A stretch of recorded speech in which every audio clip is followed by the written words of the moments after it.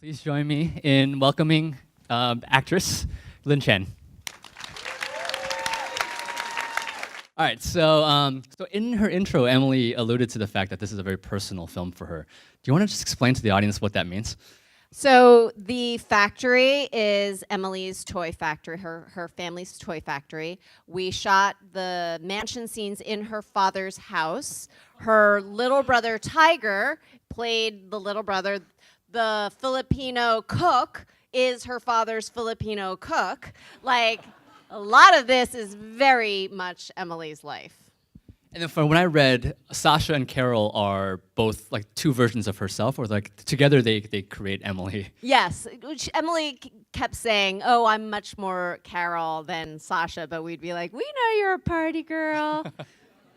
So what was that like then to play a role that's where the person you're playing is directing you?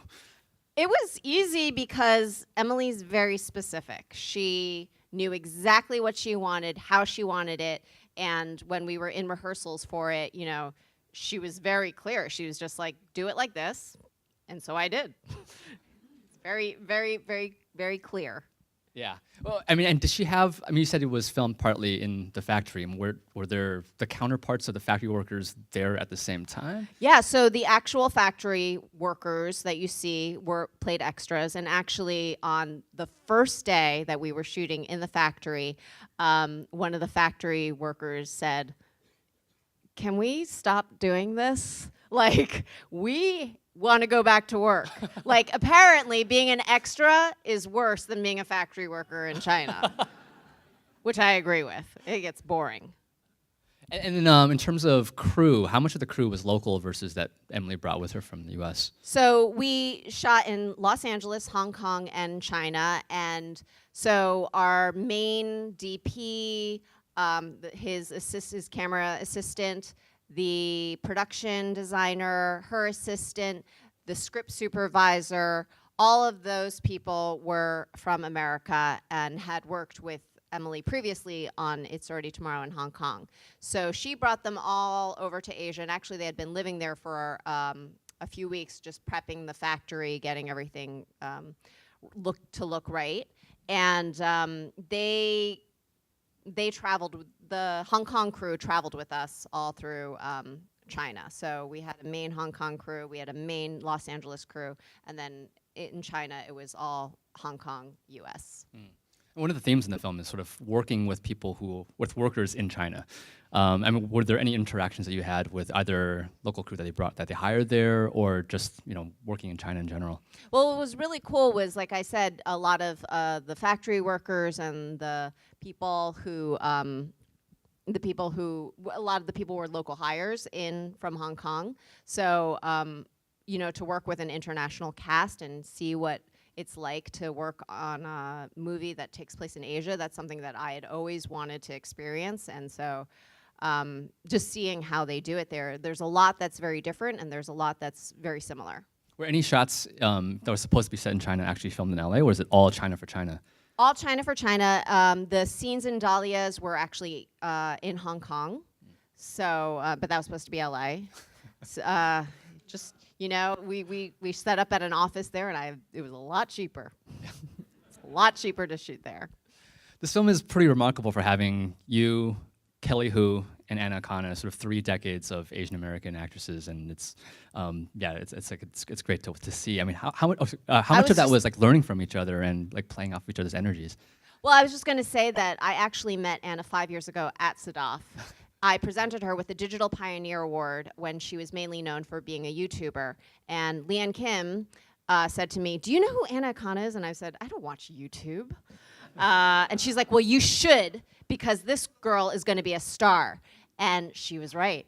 And when I found out Anna was going to be playing my little sister, that's how I knew her, through SDAFF. And so, I always felt like she was going to be the next generation. And of course, I grew up watching Kelly. I actually just rewatched her Growing Pains episode that I watched of her in Hawaii with Kirk Cameron recently, and just remembered how much she meant to me. And so, yes, it is 3 generations of Asian American actresses all together in one film. And I didn't get to interact with Kelly because we weren't in any scenes together, but it's just awesome that, you know, Emily made this movie about with so many female leads, and none of us are talking about some dude who we're trying to get with.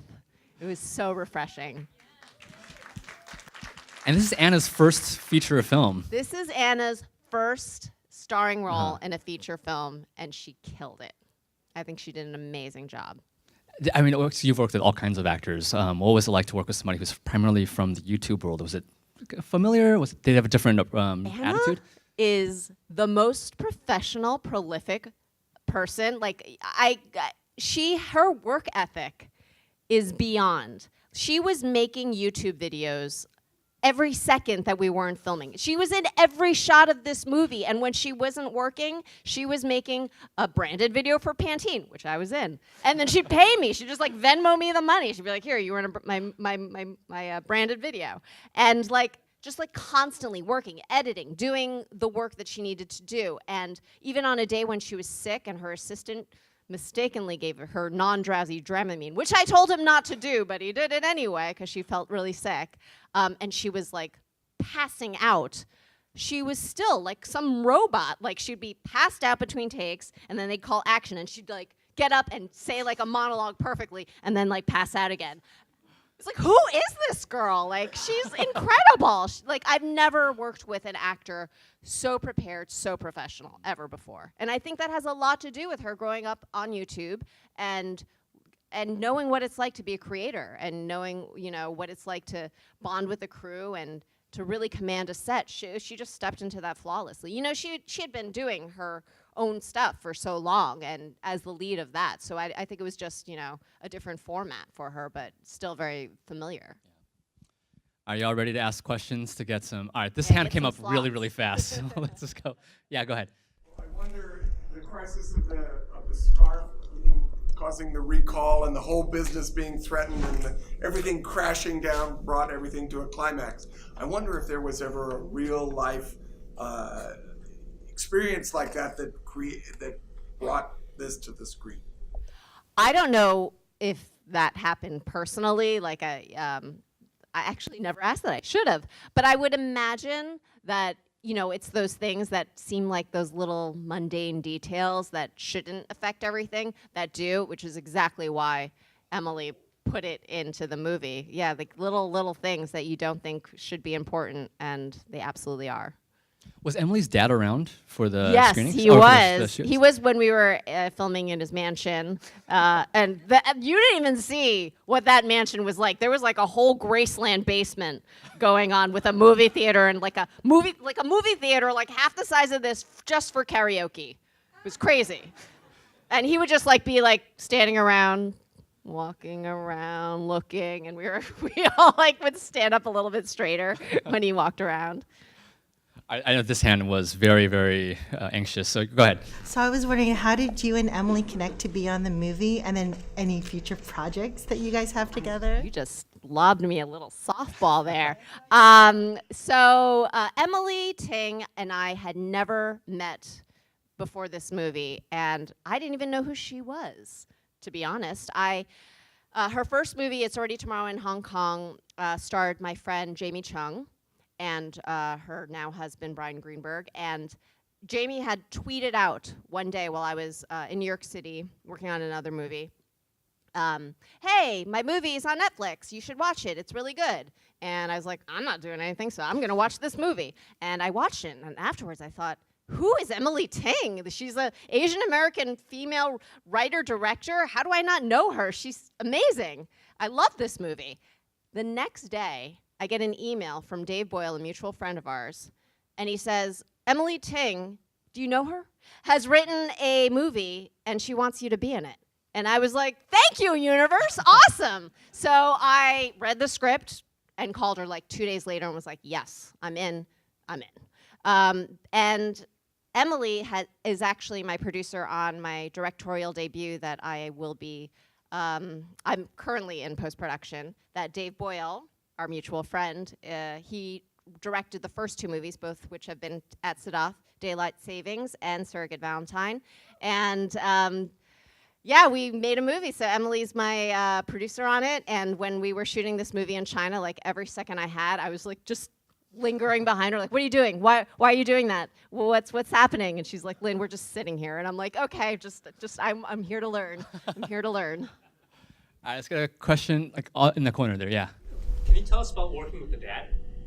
So Richard Eing is a legendary Hong Kong actor, and we were so lucky to have him. You know, the casting of the father was the longest process because they do things differently in Hong Kong and China. Like, they get a script and then you give them an offer and you're waiting and waiting and they're like, oh, he didn't read it yet. And then you're still waiting and it's pushing production. So it took a while to finally get someone that Emily wanted and to get them to actually read it and then to actually agree to do it and then to get the schedule.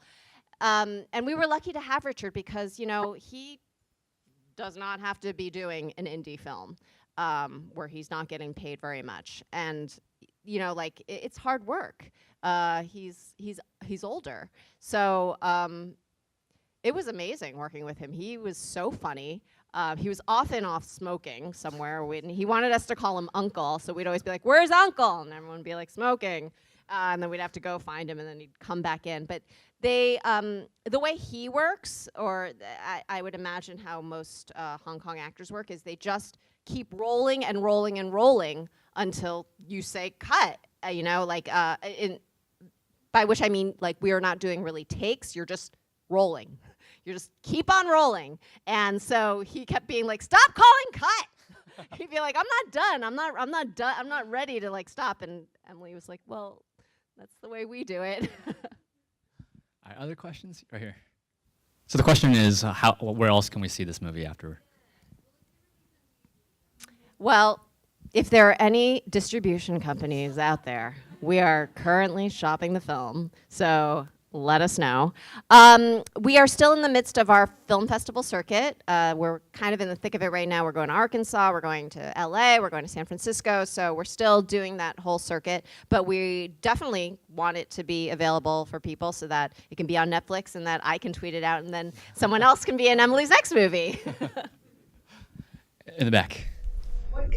I was really impressed with the two younger siblings. What can you tell us about their acting experience? Because, I mean, that little sister was just amazing. She was so great. This is her first movie.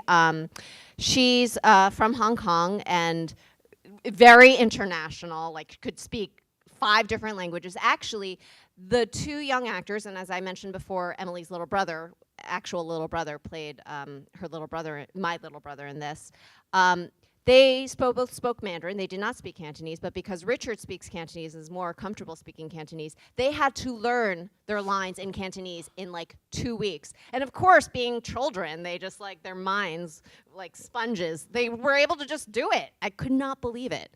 Yeah, they were incredible. And the girl who played my little sister, she was just like a sponge. She was so ready to learn everything. Because I remember I did my scene, my big crying scene the day before, and Emily said to her, "You better bring it," because Lynn cried in every take.